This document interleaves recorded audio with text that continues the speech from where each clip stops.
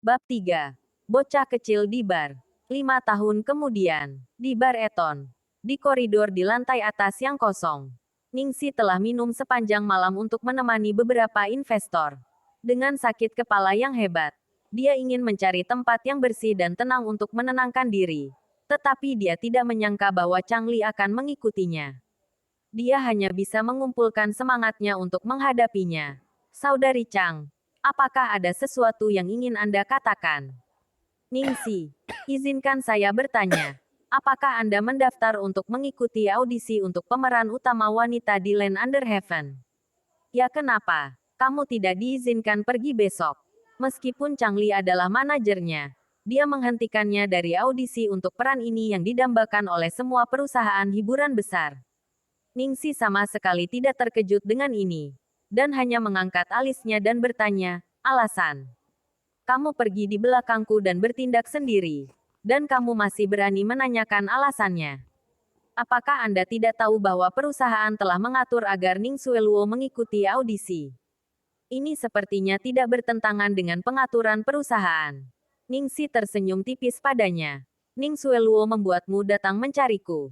Jangan bilang dia takut aku. Aktris cilik yang namanya bahkan tidak diketahui akan merebut perannya. Kamu pikir kamu memiliki kemampuan untuk merebut peran Xueluo? Anda masih berbicara dalam mimpi Anda. Biarkan saya memberi tahu Anda. Jangan sia-siakan usaha Anda. Keluarga Ning telah menginvestasikan 30 juta ke dalam film ini.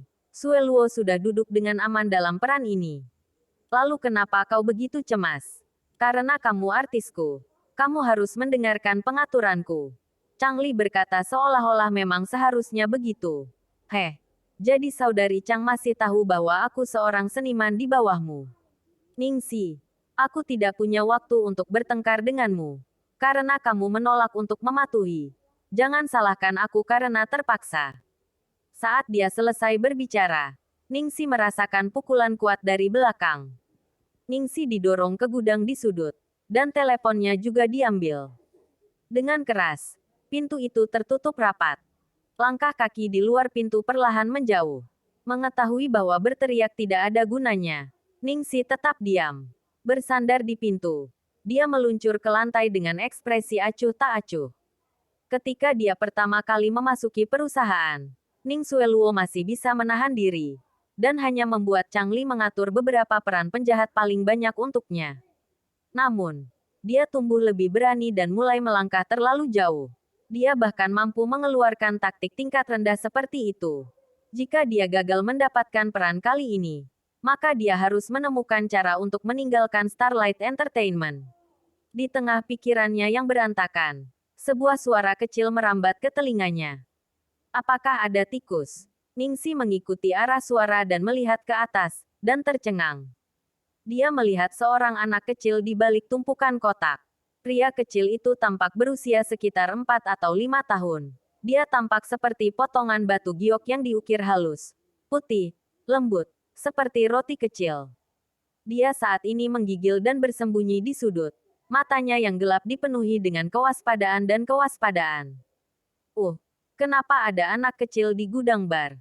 Seharusnya tidak ada pelanggan yang begitu gila untuk membawa anak mereka ke bar, bukan?